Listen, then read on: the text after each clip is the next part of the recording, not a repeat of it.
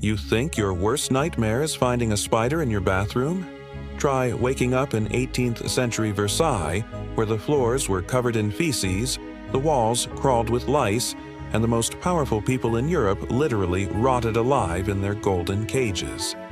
But here's the truly disturbing part. They didn't even notice. Or perhaps they did, and simply stopped caring because madness and decay had become so normalized that a queen could sit at breakfast with maggots falling from her wig into her porridge, and everyone would just pretend it was part of the ambiance. Welcome to the world where luxury and filth weren't opposites. They were roommates who shared the same infected bedsheets. Let me paint you a picture of morning routines at the French court, and I promise you'll never complain about your commute again. King Louis XIV, the Sun. King himself would wake up surrounded by approximately 50 to 100 courtiers who had the privilege of watching him perform his morning ablutions. And by ablutions, I mean he would rub a cloth dipped in wine and spirits over his face because water, you see, was considered dangerously unhealthy. The physicians of the time genuinely believed that water opened the pores and allowed diseases to enter the body, so bathing was essentially playing Russian roulette with the plague. Louis bathed perhaps twice in his entire adult life, and this was a man who lived to be 77 years old. Imagine 75 years of accumulated sweat, dead skin, and the remnants of the lead-based makeup that was slathered on daily to hide the smallpox scars everyone pretended weren't there. The courtiers watching this spectacle would fight viciously for the honor of being close enough to smell their monarch's authentic musk, a scent that contemporary accounts describe as resembling rotting meat mixed with amber and civet, which, fun fact, is extracted from the anal glands of civets.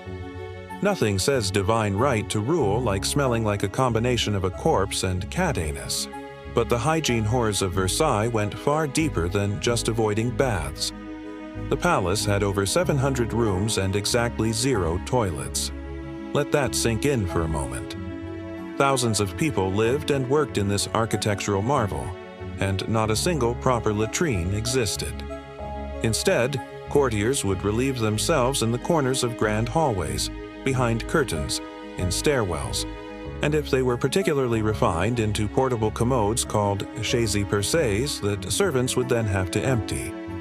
Except the servants were so overworked and underpaid that they often just dumped the contents out the nearest window into the courtyards below. Visitors to Versailles regularly complained about having to watch where they walked because stepping in human waste was not a possibility, but a certainty. Marie Antoinette. His own letters mentioned the unbearable stench during summer months when the sun would bake the accumulated excrement into an aromatic crust that clung to everyone's shoes and the hems of their silk gowns. And yet, this was considered the height of civilization, the place every noble in Europe desperately wanted to visit. The aristocracy's relationship with parasites deserves its own Gothic novel. Head lice were so common among the upper classes that having them was actually a sign of status because it meant you could afford the elaborate powdered wigs that served as perfect breeding grounds. Ladies would spend hours having their hair styled into towering structures called fontaines, which could reach 2 or 3 feet high and were held together with animal fat, flour, and sometimes the rendered fat from corpses. Yes, you read that correctly. Grave robbing wasn't just for mad scientists, it was also for hairstylists who needed binding agents. These monstrous hairstyles would stay in place for weeks or even months, during which time they became thriving ecosystems. Lice, fleas, moths, and occasionally mice would take up residence.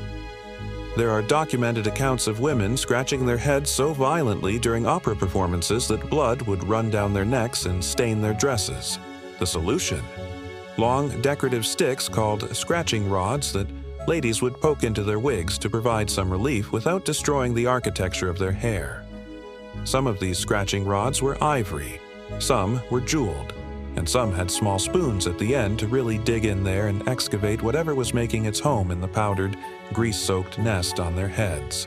Speaking of things living where they shouldn't, let's talk about the mouth. Dental hygiene in the Georgian era was a special kind of nightmare because sugar had recently become affordable to the upper classes, and they consumed it with the enthusiasm of toddlers left alone in a candy store. Teeth would rot and fall out by age 30, leaving gaping black holes that everyone could see when you smiled. The solution, according to the brilliant minds of the time, was to replace missing teeth with ones pulled from the mouths of dead soldiers. Battlefields were harvested like farms after major conflicts, with tooth collectors wandering among the corpses with pliers, yanking out the best specimens to sell to dentists who would then wire them into the mouths of wealthy patients. These were called Waterloo teeth after the famous battle, and they were considered top quality because they came from young, healthy men who had died suddenly rather than from disease. Wearing a dead soldier's tooth in your mouth was a status symbol. Let that horrify you for a moment. But French aristocrats weren't the only ones competing in the Olympic Games of repulsiveness. Let's travel east to the Russian court of Ivan the Terrible, where hygiene met sadism in ways that would make modern horror writers weep with envy. Ivan had a particular obsession with public bathhouses, but not in the way you might hope. He believed that extreme heat purged the body and soul of demons, so he would force suspected traitors, political enemies, and anyone who annoyed him that particular Tuesday to sit in banya steam rooms heated to temperatures that would literally cook human flesh. Guards would prevent victims from leaving, and Ivan himself would sometimes watch through a small window as skin blistered and peeled away as eyes boiled in their sockets as people screamed until their lungs filled with steam and they drowned on dry land. The bodies would be left to rot in the cooling bathhouses for days as a warning, and the smell would permeate the entire palace complex. But here's where it gets truly deranged. Ivan would then use those same bathhouses himself, believing that the suffering of his enemies had sanctified the space and made it more spiritually pure. He would meditate in rooms where human fat still clung to the wooden benches, where the air tasted of cooked meat and terror. Russian nobility of this era also had fascinating ideas about maintaining youth and beauty. Women would apply face masks made from the rendered fat of executed criminals mixed with mercury, lead, and arsenic. Yes, all three of those deadly poisons simultaneously on their faces. The theory was that the vital force of someone who died violently would transfer to the wearer, keeping them young. What actually happened was gradual heavy metal poisoning that caused hair loss, tooth loss, neurological damage, and a complexion that turned gray-green like moldy bread. But addiction to beauty standards is a powerful thing. So women would continue applying these toxic masks even as their faces literally fell apart, sometimes requiring them to wear leather masks in public to hide the damage. Court portraits from this era show noblewomen with strangely smooth, waxy faces, and historians now believe many of these paintings were posthumous reconstructions because the subjects had damaged their faces beyond recognition before death. Meanwhile, in medieval England, the concept of the king's touch was destroying lives in slow motion. It was believed that English monarchs had divine healing powers and that touching someone afflicted with scrofula, a tuberculosis infection that caused grotesque swelling of the neck glands, would cure them. Thousands of desperately ill people would line up for the chance to be touched by the king during special ceremonies. Edward the Confessor supposedly healed hundreds. Charles II touched nearly 100,000 people during his reign. But here's the sick irony that nobody talks about: scrofula is contagious, and these mass-touching ceremonies were essentially disease-spreading events where one infected person could pass tuberculosis to dozens of others in the crowd. The king himself was usually fine because he ate well and lived in relative cleanliness, but the crowds of sick poor people pressing together for hours in unventilated churches were creating perfect conditions for epidemics.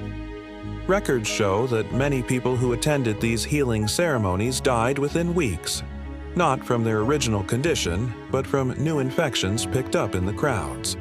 But the church and crown kept promoting the king's touch because it reinforced the idea of divine monarchy.